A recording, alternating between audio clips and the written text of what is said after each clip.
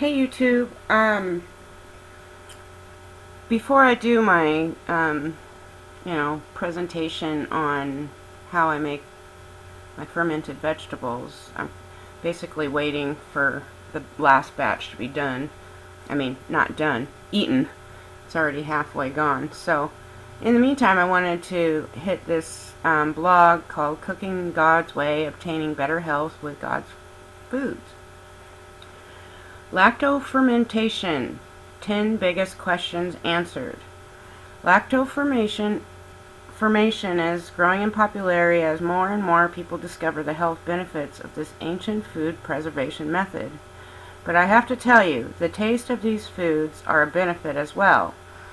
We at Cooking God's Way local classes on lactofermentation monthly and get asked a lot of questions. Here are the top 10 lactofermenting questions we get asked most often. Top 10. What is lactofermentation? Lactofermentation is an ancient method of food preservation that has been around for thousands of years, that can be performed on raw and cooked vegetables. Many different cultures around the world use this technique in some manner. Many foods that you have eaten or have heard of originally made using lactofermentation, like sauerkraut, pickles, kimchi in Korea. Lactofermentation is not only preserved, but are nutrient-dense, enzyme-rich, and made alive with probiotics. Number 2. Why should one eat lactofermented foods? What are the benefits? Most cultures around the world have some sort of fermented food that is a staple in their diet. We should be following in their footsteps, as these are the reasons there is more stable than that of the U.S. It is becoming widely known that 80% of our immune system is in our gut. The immune system deals with aging, infection, disease, and general health. Consuming these probiotic and enzyme-rich foods helps build the immune and aid digestion, taking a load off our system. Number 3. Can I get food poisoning from eating fermented foods? Fermented foods, which are properly made, are considered very safe to eat. According to Fred Bright, microbiologist with the USDA, properly fermented vegetables are actually safer than raw vegetables, which might have been exposed to pathogens like E. coli on the farm. With fermented products, there is no safety concern. I can flat out say that the reason is the lactic acid bacteria that carry out the fermentation are the world's best killer of other bacteria. San Francisco Gate, June 2009. It does not happen very often, but if an occasional batch goes bad, you will know it. In all of the years of fermenting foods, I've only had 2 batches go bad. One got mold on it after being in the fridge for some time, and one smelled so horrible after the fermentation process that you couldn't even get your nose near it. Both were tossed in the garbage immediately. So you can see, if it does happen, the signs will be there, and it will not be easy in the least to consume in a contaminated batch. Are lacto-fermented foods available for purchase in the store? Fermented foods are usually not available for purchase in the store, well, at least not at the level of fermentation that is preferred at home. The simple reason is that fermented foods are living and continue to ferment, producing gases, which in turn creates pressure that the product packaging could not contain. Can we say leaky, cracked, exploding jars, burst bags? No worries though, lacto-fermented foods are easy and safe to make at home. One other tip I saw when I went to, the last time I went to the Asian food market, and they make it and sell it there. You might want to check their local Asian food markets if you're not able to make it yourself. They usually have the kimchi, which is the same thing. Is specialty expensive equipment needed to make lacto-fermented foods? The process of lactofermentation takes place in an anaerobic environment, meaning without oxygen. If oxygen is present, the wrong organisms can flourish instead of beneficial ones we desire. During the process of fermentation, gases are produced, which can cause cracked or even worse exploding jars. Yikes! The good news is there is equipment available that make lactofermentation safe and easy.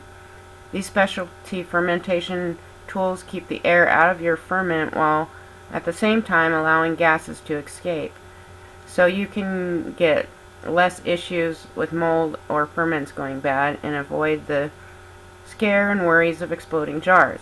If you look around the internet, you'll find different types of these vessels and equipment for fermenting. They can range in price from very affordable to economical to quite costly. We at Cooking God's Way have designed a system for lactofermentation that's very affordable. I haven't tried theirs, but I'm sure it's similar to what I have.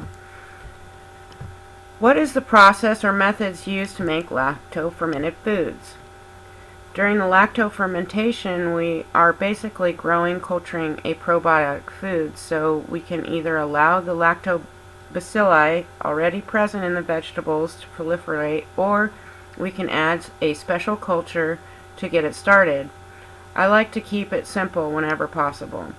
When fermenting raw vegetables, just using some sea salt and or salt brine will keep putrefying bacteria at bay until the natural lactobacilli on the vegetables can take over. When wanting to ferment a food that is not raw, but cooked or roasted, then it is important to use some sort of culture that contains live lactobacilli, since some of the enzymes have been destroyed. The culture can be commercial culture, usually a powder available online, or the easier way is to use whey. Fresh liquid whey can be obtained from plain yogurt with the live active cultures or kefir, making it an economical choice over specialty vegetable culture powders. Number 7. Can I eat lacto-fermented foods even though I'm lactose or dairy intolerant? The process of lactofermentation happens when the starches and sugars within the vegetables are converted to lactic acid by the friendly bacteria lactobacilli. So the term lacto in lactofermentation actually refers to the production of lactic acid, not lacto as in lactose in milk. So the answer to this question is yes and maybe no. Yes, if the fermented foods was made traditional salt method. Maybe no if the fermented food made with the whey, depending on how sensitive you are, I guess. How long do fermented foods last? Lacto-fermented foods differ from commercially processed foods in how they go bad. Commercially processed foods become tainted with bad bacteria or mold, becoming unsafe to eat. While lacto-fermented foods do on a very rare occasion get mold or go bad, this is generally not the case. The lacto-fermented foods are alive and continue to ferment even in cold storage, just at a slower rate. In our experience, the harder the cell wall of the vegetable, the longer they will last after fermentation and stored in the refrigerator. An example would be the cabbage that has a very tough cell and will last over 6 months in cold storage versus pickle or cucumber that says 2 or 3 months. Now, I don't know, the South Korean lady said that kimchi lasts forever in the cold, so, and they bury it in stuff, so I don't know if this is correct or not. Number 9, why do my fermented foods sometimes taste a little different from batch to batch? Vegetables can taste different from season to season, from farm to farm. The soil conditions, weather, etc. come into play. This is the very same reason that fermented foods will taste different. My brine has turned from clear to cloudy or there's a white sediment on the bottom of my jar. Is this normal? It is normal to have your brine turn cloudy during the fermentation. This is all part of the process. White sediment on the bottom of the jar is just yeast forms during the fermentation process and is not harmful. Consuming lacto-fermented foods can be a great benefit to your health and well-being. If you're looking for a place to start, there are many lacto-fermentation articles and recipes available to you. And then, of course, they have the book. I'll leave the link, and this is called Cooking God's Way. And I should be making a batch and presenting it to you guys how I make it in the next, hopefully, couple days. Thanks for watching, and good health to all.